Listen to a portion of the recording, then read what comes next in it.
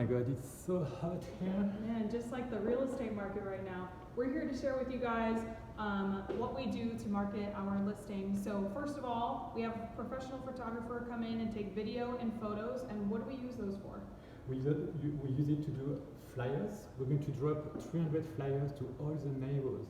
Why we do that? Well, everybody in the neighborhood knows somebody that wants to move into this neighborhood, whether it's friends or family or coworkers. With the pictures, we're also going to do postcards that we're going to send to all the neighborhood. What else do we do for our marketing? What else do we do for our marketing? We also make calls all day for our current clients, past clients, people we know. We want to get this information out there that there's a new listing. And we're going to put the new listing on 300 websites. So if you guys are ready to sell, give us a call. We know what it takes to get the most of your money. In this hot real estate market.